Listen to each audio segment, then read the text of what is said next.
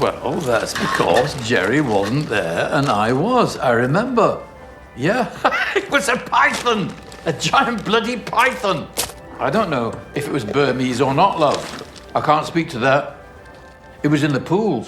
That's what bloody matters. Maybe it had been somebody's pet. Wasn't looking for cuddles. Oh, sorry, love. I can't today. Auditions this afternoon. Damn right it's big. Biggest bloody movie of the year is all. Hey, man, do you mind? Give my love to Uma. Smooches. I'd never talked during the actual film. Don't fret. Hey, I'm sorry. Aren't you, Oh, yes. I played the Mandarin, but that was over bloody 10 years ago, and I was just a puppet. And whatever theories you've seen on Reddit are totally false. I had nothing to do with Pizzagate. I'm not a member of the Illuminati, and I did not have my hands replaced with baby hands. First of all, I always dug your performance as the Mandarin. But I remember you from that omnibus episode you did in the 70s. You played Edgar Allan Poe, The Need for Nightmare. Well. Not too many people remember that old gem, including me. How was I? Stole the episode. And I should know, I'm also an actor. You don't say. Yeah. You mind? The movie's about to start.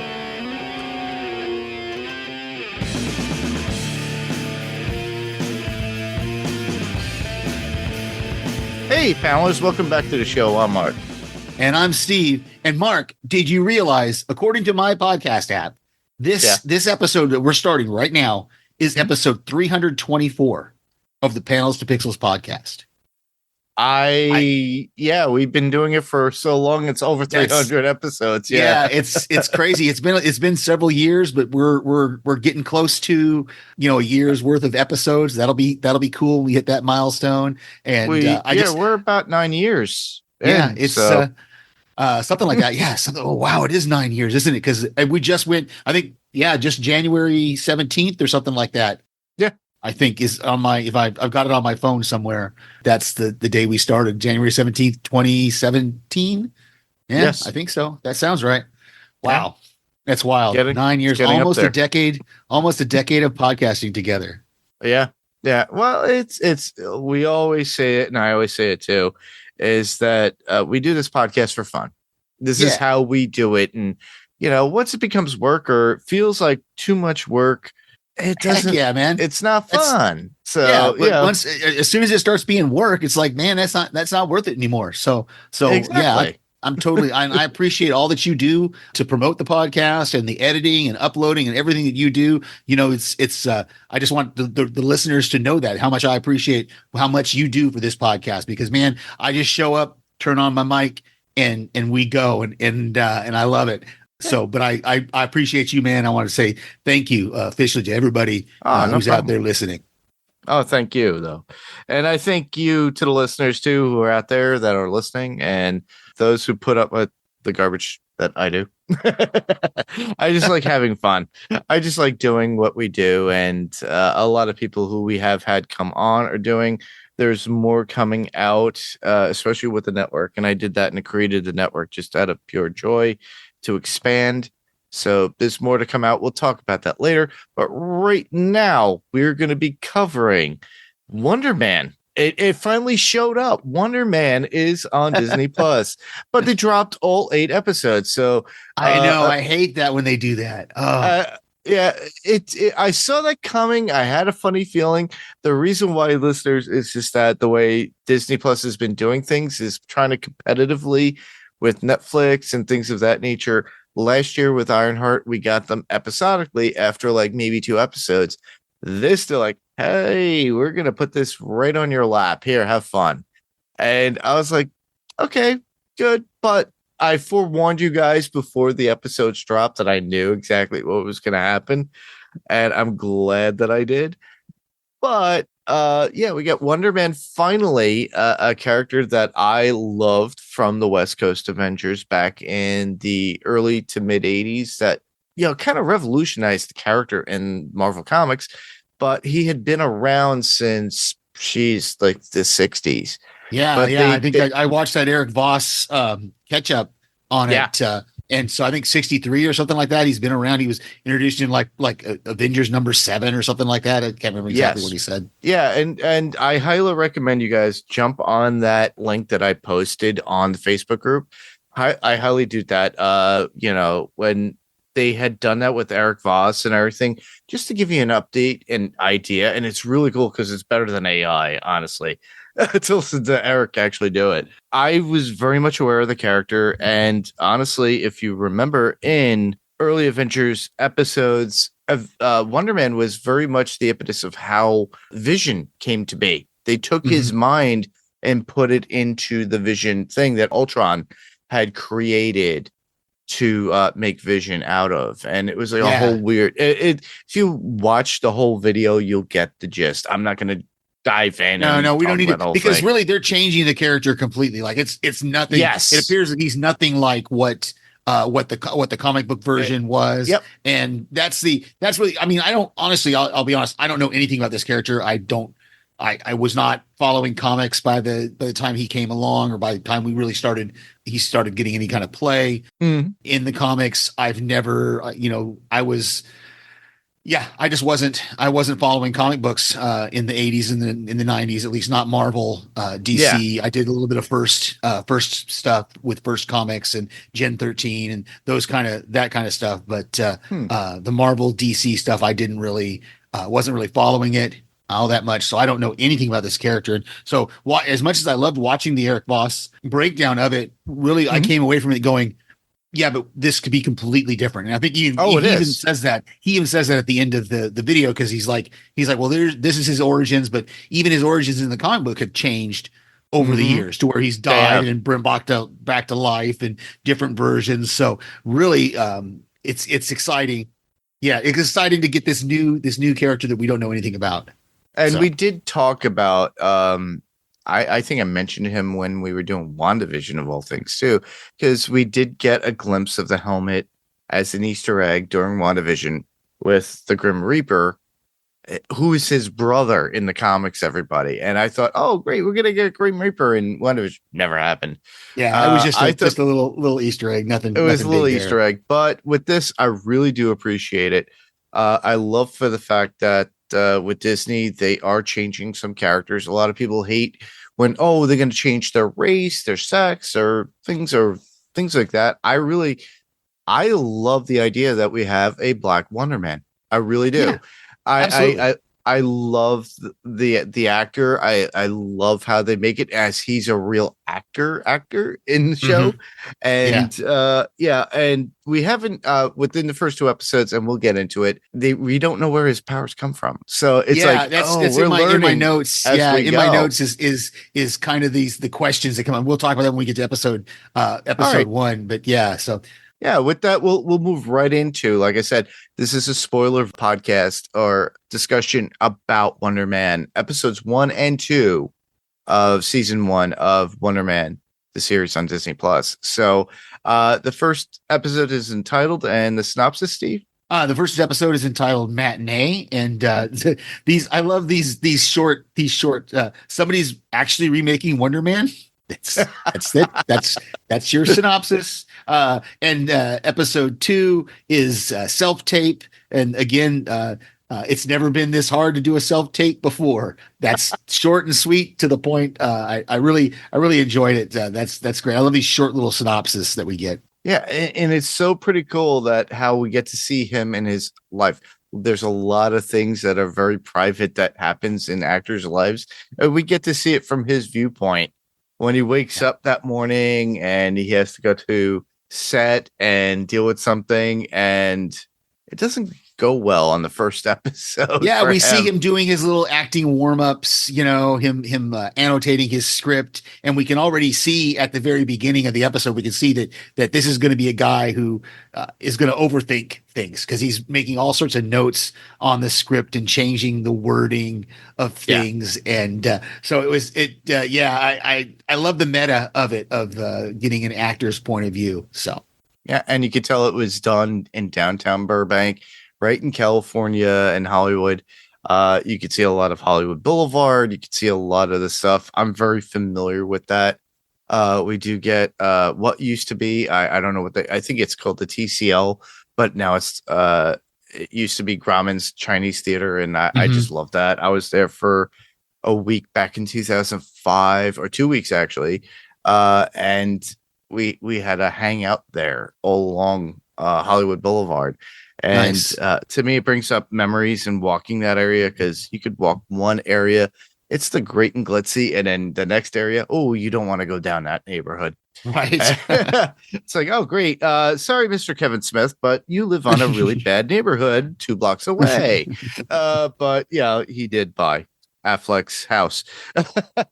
But you could go one way where there's a bowling alley, and then right across the street is a liquor shop, and then 2 blocks straight further south towards the Hollywood, going towards the Hollywood sign, you could hear gunshots. Wow. Because that's how different the areas are, everybody. I'm sure a lot of you Californians know this, or who've been to that area, but to me, I just love it for the fact that it's like any other thing. I'm a New Yorker. I grew up in New York City, 5 boroughs, and I've been to Manhattan, and I'm used to it. It's like, this is the glitzy. This is where everybody goes to have fun. This is where everybody, oh, wow, I see. This is where they filmed this, and they had done this. And the next thing you know, it's like, well, don't go down that alley. Right. But I like the whole the comfort and feel of how Hollywood is. And it's pretty cool because it shows the really bad and really good and the in between. And especially where he lives too, because I don't have it in my notes, but off the top of my head, there was an Andrew Garfield movie back in the day. It's got to be about 5 or 6 years old, and it talked about it had those areas, and it looked really good. So I recognized the condo area that he has. It looked like the same one that Andrew Garfield had did on set for that particular movie. And as we discuss, I'll talk about it. I'll probably come in and be like, I got it. I found it. So, but I love the episode. He tries to interject his thoughts too about the character, and that enabled it worked into the fact that like he was pissing off the director and the producers and everybody else. And he goes, "Oh, I have a little backstory and this and that and the other, but I have it in my head." And and then they're like, "We're not dealing with this." It's a sad scene to watch as you see how in depth he has gone into this character, and then be like, it's in my notes that he gets that line where he sees the golf cart and the guy says, "Oh, day players don't get golf carts." It's just like you get the sense that he's a working actor, but at the same time, he's overthinking these scripts. And I didn't know who Ashley Greene was. I've never seen the Twilight movies, so I didn't realize until I looked at IMDb and looked at her. Yeah, I looked at her on IMDb. I didn't know that she was an actual actress until I was looking at the cast list and was like, "Oh, Ashley Greene as Ashley Greene." I was like, "Oh, okay, so she's an actual. That's an actual cameo she is, by an actress." So I thought that was cool. They brought her in for this, and I know we're going to see more of those. The next episode we get Joey Pants, and we're going to have more cameos throughout the season. It's exciting to see how many people they're going to be able to get into this is really, really cool. So, I really did enjoy how they were able to introduce us and go right into the acting world that he had to deal with. Then he comes home to his girlfriend who's leaving. Yeah. It's such a trope of the guy coming home and, "Oh, I thought you weren't going to be home until 5." And she was just going to ghost him. She was on set too at one point. We did see her. Okay, I didn't notice her in there. So, but obviously she came home early. I didn't see her in the. You're talking about in the movie, in the American Horror Story set. Yes. She was there. Okay, I didn't notice her, but obviously she at some point she came home because she had moving people there and they were moving all of her stuff out. So and it's like, "Oh, you're leaving? That's it?" Yeah. And then she brings up every relationship issue that they had. It's like, if you've ever been in a relationship, everybody, I'm sure you've gone through that, where it's just like they just like it's like he could have avoided this if he continued to work, but he pissed people off at work. Yeah. So she was under the impression that he was going to still be on set and he'd come back to an empty apartment.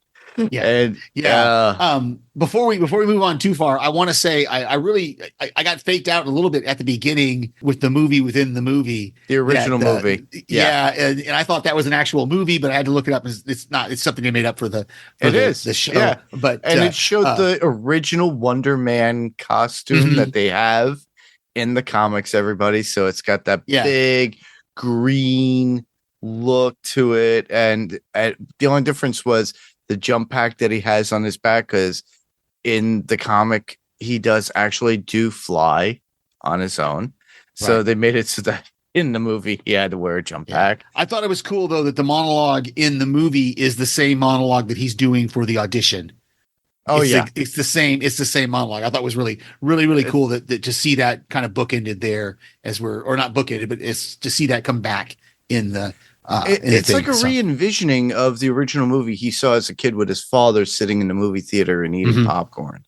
And he even says it that he is too tied to it.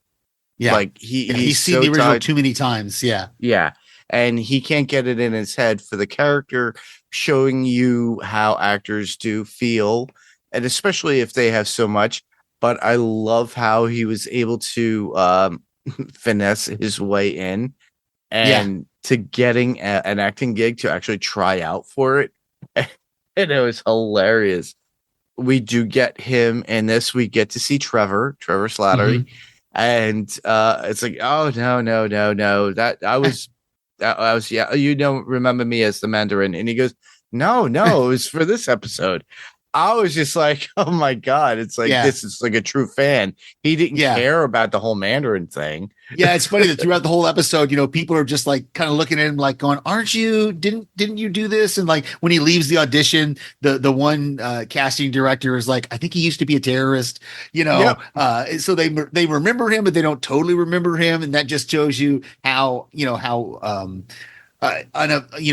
uneventful he is to the world at this point. Now we don't know, and this is kind of in my list of things as well, because I love his portrayal of Trevor Slattery, Sir Ben Kingsley. But we don't know, because the last time, now correct me if I'm wrong, the last time we saw him was in the Shang-Chi movie, right? And he was in Kowloon or that other place. So obviously at some point he left there to come back to the United States to become a working actor. And he was in prison at one point too. So apparently he broke out. Well, that's what I'm saying, is didn't go back.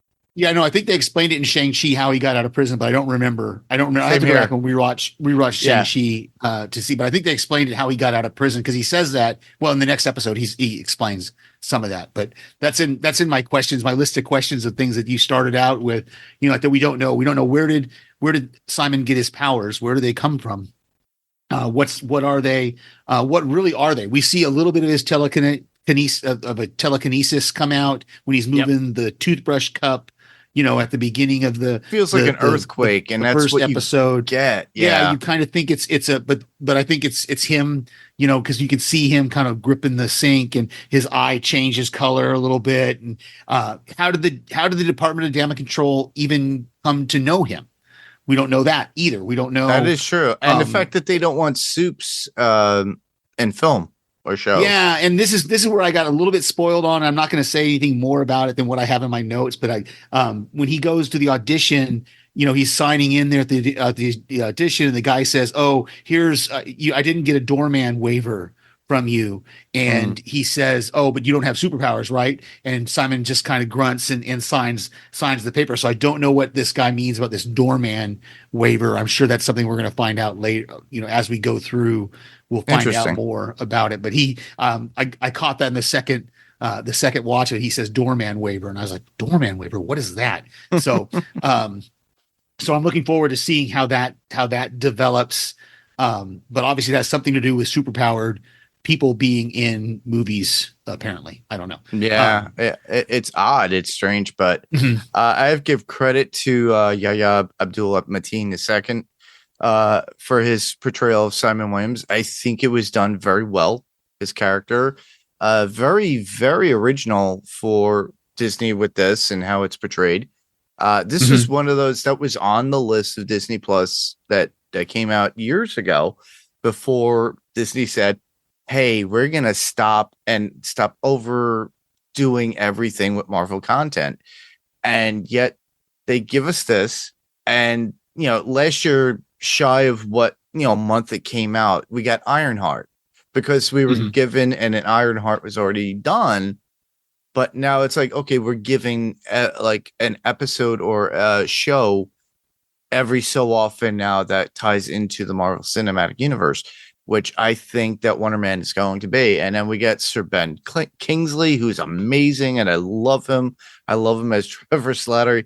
And we do get a remarkable character from him again for the MCU.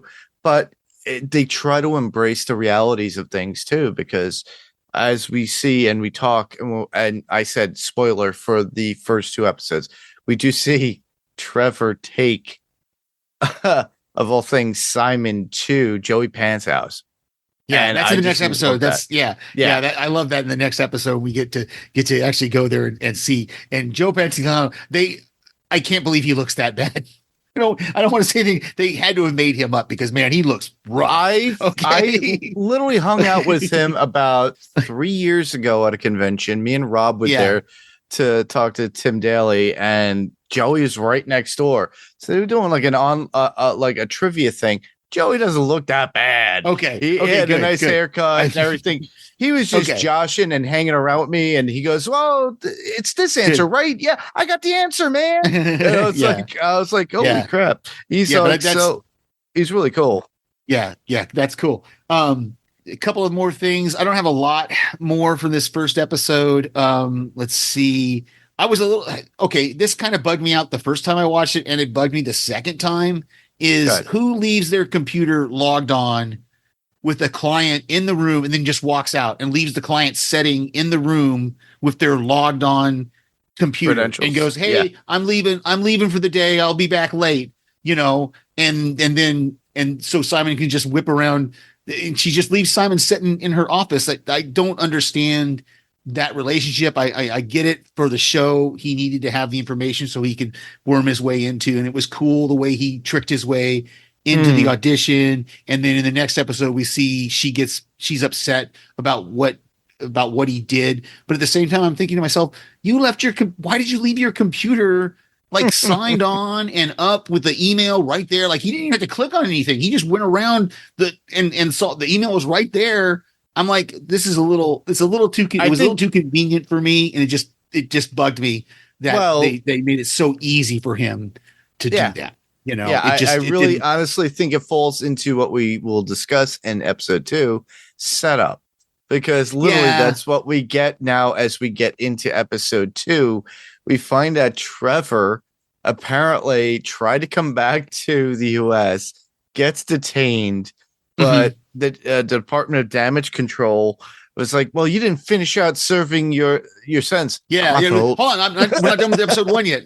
Don't get ahead of yourselves. Here, we're not done. I've got a couple more things about episode 1 that I don't want us to miss. But I'm excited to talk about episode 2 because episode 2 really is the setup for what's happening. But it just bugged me that they made it so easily convenient for him to do this thing. I mean, I wish they found another way to make it. It just made me feel dumb that they want us to believe, they want us to put on our suspenders of disbelief, that this woman would leave a client in her office. Like at the very least, you would stand him up and go, "Okay, I'm leaving for the day. You need to go out of my office," and set up. I don't know. It really, really bugged me. I can't get past it at this point. The only other couple other things I've got is I've never seen Midnight Cowboy.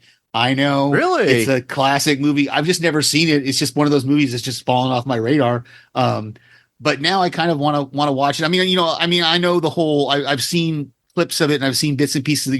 I'm walking here. That whole thing. Yeah, Dustin Hoffman are great in it. Yeah. It's just one of those movies, one of those classic movies that I've just never seen. So it's kind of cool that I kind of want to see it now, especially the way it kind of is presented in the show. In this show. Yeah. That we have two characters that are very different, even height wise different and very different, character wise, becoming friends. So I thought that was really cool. I loved, you already talked about Ben Kingsley giving his coaching tips to Simon, but I love the line, well, you're processing, go blow a spider. that was great. When they're in the bathroom there and he's giving him the tips. So yeah. And other than that, yeah, that's all that I had for episode 1. Yeah, I same here. I just love how if you watch these back by back, they kind of flow into each other and they're not long episodes. Literally the first episode was like 30 minutes. Yeah, 30 or 35 minutes. And the second one wasn't much longer. I think these are all going to be short. They're all short. And that's why episodes. that's probably why they released them and dropped them all at once. Yeah, you could watch it as one whole movie or whatever. They're probably not going to be like, oh, people are not going to, watch and digest this and one shot at a time. They're going to do, the whole thing. Oh no, they're going to binge it. People are going to binge it. We are going to be the few. I'm guessing we are going to be the few people in the world who have not already watched this whole entire season. I have not watched after episode 2. I have not watched past episode 2 either. I really wanted to, but I haven't. But I'm just telling you, unless there's other people that are podcasting about it the way we're podcasting about it.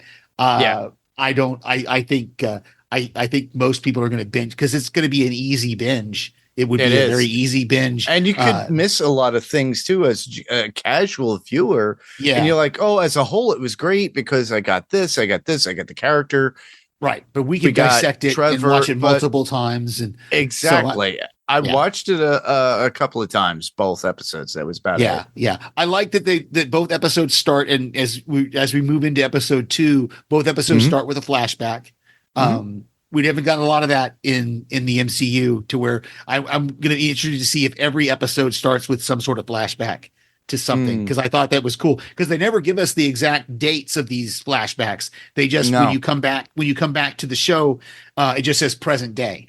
And so we don't know how long ago these other ones were, but yeah, go ahead. You wanted to talk about the and this is my first point for episode 2, and it was the flashback of Trevor being recruited by the Department of Damage Control. He was in the airport and he gets detained as he's talking to this woman. She goes, I'm not with him, but he tells her everything that happened to him as the Mandarin, his acting experience and everything. And he goes, all right. He goes, I'm not resisting. Yeah, I'm not resisting. I love that. Yeah, I love that. I'm not resisting. And then when he's talking to Agent what's his name, Carlisle or whatever it is, or Cleary or whatever, which he has been in other he was in Spider-Man. He was the guy in Spider-Man.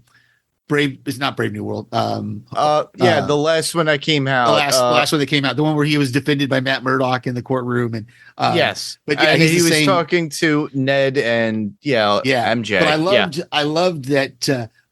He says option 1 is you go back to prison and finish out your sentence, or option 2. And he doesn't even say what option 2 is. He says option 2. I'll take option 2. Like whatever it is I'm going to do. He's going to do some work for us. Then, it's like he does not want to go back to prison at all. I thought that was a really clever. And we find out too, he's sober. He's sober the amount of days that we last saw him in Iron Man 2, he says 13 years. He says 13 years sober is what he says. So, which is odd because that's for Iron Man 2, for when he got caught because he was drugged and drinking out of his mind at that time when Iron Man showed him. So once he got into prison, he didn't. He goes, I'm sober. That's it. Yeah. A virgin. What was it? Bloody Mary. A virgin Bloody Mary. Yeah. $15 for a virgin Bloody Mary. Yeah. And is it just me? I have to ask, is it just me, or maybe all British people sound alike to me? But at the end, when he's reading lines with Simon for the audition, he sounds just like Liam Neeson. No other part of the American accent you're talking about. No, he sounds like Liam Neeson, like how Liam Neeson, however he talks. In Taken, he sounds. I don't know if he was affecting that voice, at the end of the episode, but his voice changes because I was trying to listen to it because I was like, man, who does he sound? He doesn't sound like Ben Kingsley reading these lines. He talks sounds like this, and he's very stern as an American type of accent. Yeah, maybe that's what maybe that's what it was, because he sounded like Liam Neeson trying to do it is an American accent. But the second time through, especially, I was like, man, he sounds like Liam Neeson. So, he does. To give a comparison, I do agree with that. It's a lot of British actors have that. When they try to speak American, they try to take a look like this is how we speak as Californians, and it's very stoic and very straightforward. And it's just like, that's not really how all Americans speak. Yeah. It was just funny to me that I picked up on that. So also to talk about the movie that I was thinking about, where Simon actually does live. It looks like the condo development, because we saw what we thought was an earthquake in the first episode, because he gets all angry and everything. Oh no, this is the second episode where he breaks the wall. That's the second episode. He does it again. It's a second time. We see him when he's in the shower and he comes out. There is an earthquake in the first episode, if you recall the scene. If you go watch it again. I think that was him. I think that was him and his powers. That's what that's supposed to represent. His eye goes red. His eye goes red, and that's what I'm saying. When he comes out of the shower, he's holding on to the sink. But in the second episode is when he's watching. He was trying to do the self tape himself. Yes, and he's watching, and he gets to the point where it's the girlfriend is running lines with him on the tape. That he's watching, and that's where he gets angry, and that's when he breaks the wall and he puts that sheet to cover it up. And that's why he doesn't want Trevor to come into his apartment at first, because he doesn't want Trevor to see the damage to the apartment. Because remember, he says that as they're walking up towards the end of the episode, when they're walking up to his apartment, he goes, "Oh, don't worry about all this damage. That was nothing." Like he tries to play it off like it wasn't anything that happened. And Trevor finds, and then we get the information from the agent from Damage Control about how he's a very dangerous man. He's got powers and blah blah. Have you seen any use of his powers? Right. It's just like weird. Yeah. So now in the third episode, we're going to see if Trevor is going to report that back. We saw him put the ring by the computer, so they got all the stuff off the computer. And we're gonna have to see in the next episode that I'll watch later tonight, hopefully. Well, I love the twist in it too, but he goes to his apartment or his condo that is there, and he sees the whole damage and everything, and he takes the thing down, and he was like, pizza? All right. And then he was like and then he sees the big crack in the wall that is being covered by like a tarp or something, or some sort of blanket. The apartment or the condo complex reminds me, like I mentioned before, when we were discussing episode 1, it looked like the same condo development that was in Under the Silver Lake in 2018 that had Andrew Garfield in it. And it had a lot of people in that particular movie. It's a very odd, strange film if you guys are really interested. But it looked exactly there was a TV show in the early 2000s that had actors living in a community. Kind of like that same kind of thing. And we have them here. There's not many of them here in Oklahoma that have those inward facing. It's like a square, and the apartments all face inward for some reason. They're exactly. It's like but they face into. They all face into themselves. I visited one of those places when I moved back, and I just didn't like the vibe of being in this. Because you could see people in their places and stuff. It was weird to me. Yeah, and that movie had Ricky Lindholm in there, had Topher Grace along with Andrew Garfield, and Sydney Sweeney and Jimmy Simpson. If you guys are interested in Under the Silver Lake, it just reminds me. I wouldn't be surprised if they used the same location shots for that particular movie too, because they reutilize certain sets or areas that they filmed before. Sure, because that's how it happens. Interesting movie. It was up for Oscars too, by the way, and Emmys, everybody too. So check it out. Yeah, I just like that Trevor shows up and then he does, like, Simon's like, I don't want to record here, because he realizes, like, he was reminding of himself, and then they go to some place where they actually do recordings. Yeah, the And then- self-tape room. I thought that was great. He says they rent it by the minute, and that woman, you can tell that woman was trying to milk every minute because she's just like, "Oh, is it my turn to speak now?" Like you could tell that she's just trying to. And I didn't. The scene didn't really. Again, it's another moment that the scene didn't really hit for me. I was kind of like, why? Why do we have to? Unless they just wanted to show us a part of the business that I don't know. It seemed like an out of place scene that they didn't need it there. They could have just switched to them roaming around the city trying to find a place, Yeah. to tape, to do this recording. It was a weird, it was a weird scene to me.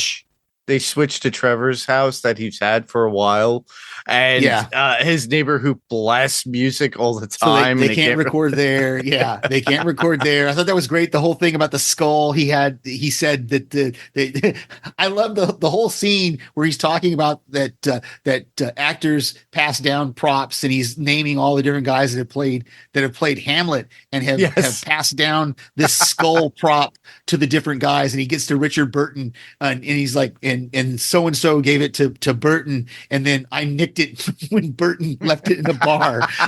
You're waiting to hear that Richard Burton gave it to him, and no, Richard Burton just left it behind in a bar and he stole it. I'm just like, this guy. It was hilarious to me to think of Richard Burton. First off, it was hilarious to me to think of Richard Burton carrying around this fake skull prop around with him at a bar, and then forgetting it and leaving it there. And Trevor Slattery, like the whole sequence of events is just so outlandish to me. That I'm just like, it was hilarious. The humor of it was fits with Trevor though, in his personality at least. Absolutely. It's a bit of him in that particular moment, and how he's talking to Simon to be a friend with Simon.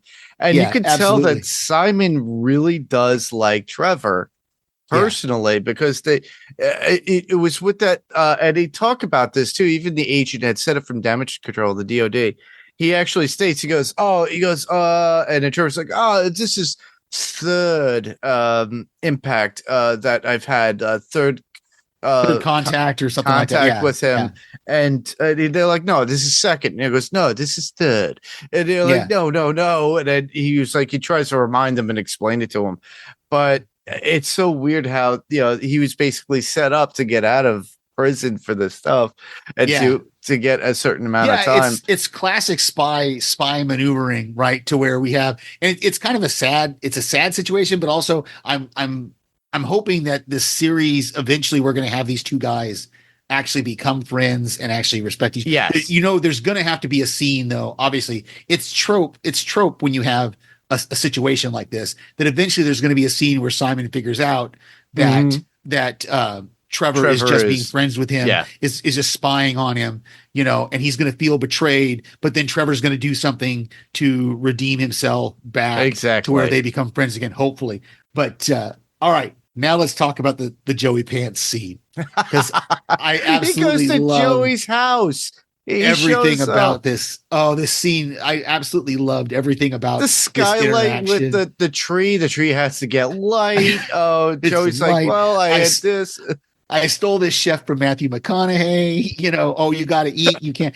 Simon talking to his agent. I'm at Joey Pants' house. I can't be rude. And then he ends up being rude to him. But on top of everything else, and I absolutely love the Midnight Run reference. I love the movie Midnight Run with Charles Grodin, Robert De Niro, and Joe Pantoliano. It's so good. It's got Dennis Franz is in it. It's a great. It's got the guy from Beverly Hills Cop who plays Taggart. Is in it. He plays the other bounty hunter, and the actor's name is escaping me now. Nick Nolte. But no. The actor from Beverly Hills Cop who plays the older guy cop with the mustache. He plays the other bounty hunter. I'm thinking 48 Hours. But I just absolutely love. I just love that his reference where he says everybody talks about Grodin and De Niro, but you were the third part of that triangle, that comedy triangle. I thought was great. I just and then at the end when you realize, and I didn't really pick up on it even till the second watch, really, that Joe is being very condescending to Trevor this whole Trevor, time, and yeah. he's and Simon's aware of it too, and he's just like getting to the point he's getting pissed off. and ends up calling him out on it. He's got Baby's Day Out was a horrible movie, and he's got the Baby's Day Out poster in his bathroom or wherever it was. That I just everything about that scene was just hilarious. And I'm glad you said that about Joe Pantoliano, because I mean he looks bad, No. He let his hair grow. He let his hair grow and to the back. Joey's not that way. Okay. When I met Pants and we were hanging out, we were just talking casually, and he didn't think I was there for him for an autograph. We were just talking. He goes, "Oh, you know Tim," and I was like, "Yeah." He goes, "Oh, all right, cool." And you have to realize, people, with what I do with home theater installations, I do a lot of installations in celebrities' homes, but Tim is not as when you go in their house, it's not as crazy as they portray it in this particular film. So I'm pretty sure Joey's just the same way. It's just a regular house, and it's just like he doesn't glorify it, but also he's not in your face saying, "I have a personal chef. Do you want to have something?" I thought the whole scene was great, and I hope we get more cameos, more actor cameos, but I hope we get some superhero cameos also in this. I don't know if we will or not. What's to come. Yeah, okay. We're going to get more actor cameos at playing themselves, or over exaggerated version from what I've heard about that, which kind of shows what happened with Joey Pants. And I'm looking forward to doing that, because it's almost like if you remember the movie This Is the End, everybody, with Seth Rogen, Jay Baruchel, everybody in that particular film, when it was like the end of the world and the hell takes over and whatever. They had Emma Thompson in there from Harry Potter and everything else, but they're over exaggerated versions of themselves. So most likely it's going to be the same situation. I'm excited to see who they get for this series and watch these other episodes. So I'm really, really excited about that. Which tops me on a little bit about over exaggeration. We lost somebody recently, and she was one of my favorites in Hollywood. We knew her from Schitt's Creek. We knew her from Home Alone. The one and only Catherine O'Hara, a Canadian queen of comedy. I did not realize she was 71, because she never looks her age. And it's so sad that she has gone and passed, but that's another one. But she also has been doing a movie or show that's on Apple TV Plus that I've been very much a fan of, that just ended about a few months ago, called The Studio, and it's been up for Emmys and stuff like that. She was a big profile character in that. If you want to look at shows that are very similar to what we're talking about, how Simon, Joey Pants, and Trevor is talking about in Hollywood, go watch that. It has Seth Rogen in it and a whole all-star cast in it. Catherine O'Hara is in it, and she had just passed away. Sadly, The Studio enough. is really good. Yeah. So check it out.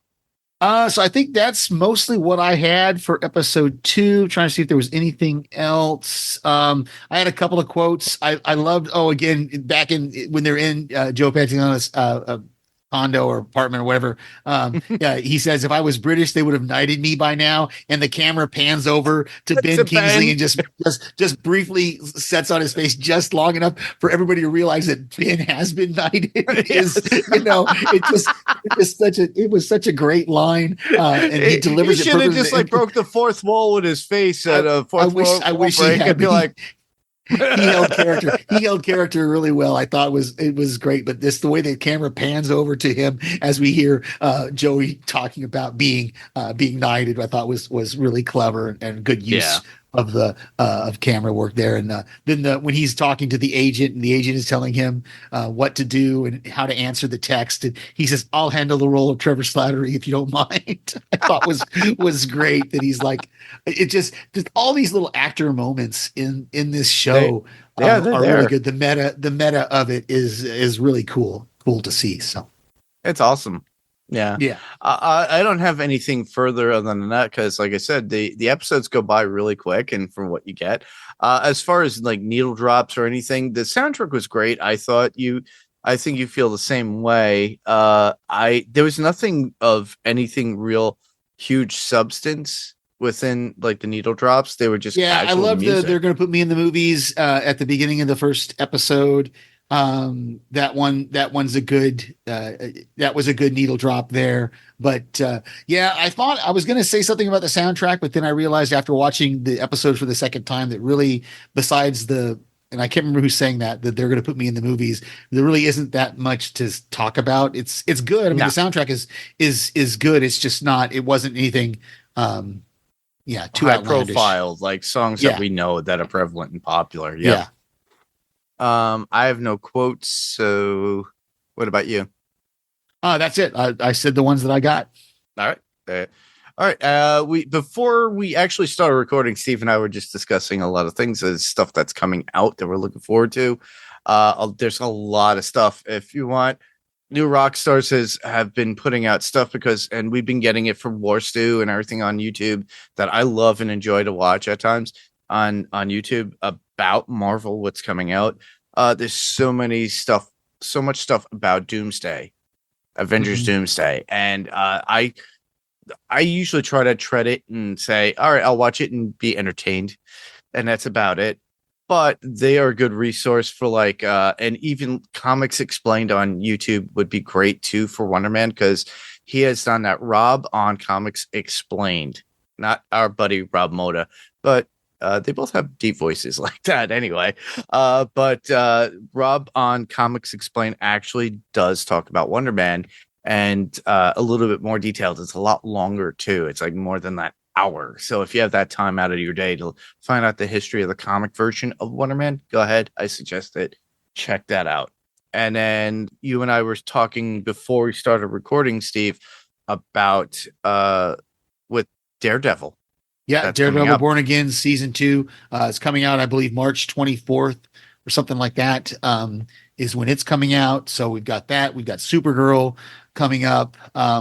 There's a lot of cool things coming up here in the coming months, and I'm sure summer will kick off some things that we probably haven't even heard about yet. So yeah. And of course, Doomsday is on everybody's radar, but we've got almost a year. It's now 10 months before it's coming out, so 10 or 11 months before it's coming out. So, but I did notice just this week I hadn't realized it that there were spoilers here, so if you haven't seen this in the news, that Oklahoma's own James Marsden is going to be reprising his role of Cyclops for Doomsday. Yes. At least in a cameo form. So we'll get to see James Marsden again right here in Oklahoma. Yeah, I always loved him as Cyclops. I never thought they spotlighted him as that character in those films as much as they did. Yeah, he wasn't as big. He wasn't as big, before that. He's been in quite a few things since then. So he's picked up more notoriety and more celebrity. But I'm excited to see him play that character again. Awesome. And of course, as we talked about, Christian Ritter coming back for Daredevil Born Again season 2. Christian Ritter coming back as Jessica Jones is going to be exciting. We both love Christian Ritter so much. And just all the other, if you haven't seen the trailer, go and check it out. If you like trailers, there's a lot of stuff in there that it's going to be good. I think it's going to be good. It's coming. All right, cool. With that, well, that's about it for our coverage for Wonder Man and what we're looking forward to and what's going to happen. But we're at that time of the podcast. We're trying to break everything down. So where else can listeners hear us, Steve? Well, I send voicemails to various podcasts that our friends cover. And of course, you can hear me right here on Panels to Pixels podcast. Awesome. I can be here as well on Panels to Pixels podcast as always. You could also hear me on Adrenaline Cinema podcast with the Fancast when we do come back with the Vampire Lestat when that comes back, as well as when we do the Telemasca. And Steve's probably saying, when is my feedback going to be out there for the Fancast? That's okay. I haven't caught up. I haven't caught up on it either. They are in the process, and we are going to record probably another week or so just to catch you guys up on the Telemasca. So the Fancast will be back for Adrenaline Cinema podcast. I will be putting together more and more stuff. There's a year-end review that the guys from Fantasy Picks Movie Edition, formerly Rob, Frank, myself, and Adam, are going to do just for the fun of it. We'll be out on YouTube, everybody, too. So for those of you who love watching YouTube or even just listening to stuff that we have on YouTube, check it out. So, yeah, look for that. The Pirate Core Entertainment Podcast, as always. Sometimes I make cameos on other people's podcasts, like what's on tonight on the Pirate Core Entertainment Podcast when I did that for The Pit for episode 2. I look forward to see what they have to have come out. Obviously, they're going to continue the coverage on season 2 of The Pit. Check them out. And then that's about it. And whatever I'm, jumping on and sending in feedback like I did for the Buffyverse podcast on Podcastica. I did that recently, and then Penny was just like, "Wait, you sent in feedback?" I was like, "Yeah, it was the first time in a long time that I have." And I think I'm finally caught up with Still Slaying, and I'm now I'm right with them now on feedback and stuff. So very cool. As always, you can check out all the other podcasts on piratecoreentertainment.com. There's links there for not only this podcast, Panels to Pixels podcast, but for all the other media that we have on the network. If you feel the need to reach out to us in any way, just go to that website, click on the links. All right, cool. As always, we can be heard on Spotify, Apple Podcasts, or whatever podcast player of choice. Please go to the piratecoreentertainment.com website, like Steven mentioned, to check out all the other podcasts, to submit your theories and feedback. Our links are there, so just click on the actual links for Panels to Pixels podcast. But most notorious that you can get us at is our email, and just send that to panels2pixels1@gmail. Panels 2 is spelled out T-O, pixels and the number 1 at gmail. As well as YouTube, but look for Panels to Pixels podcast. Otherwise, you get Josh, and I don't want to hear Josh say, "Hey, Mark, you got a message from these guys." So next up, we'll be covering Wonder Man Season 1, Episodes 3 and 4. And I just want to thank everyone for listening. I'm Mark. And I'm Steve. Same podcast, different panel, different pixel. This was Panels to Pixels podcast, and we'll see you on the next panel. Goodbye, everybody. Good night.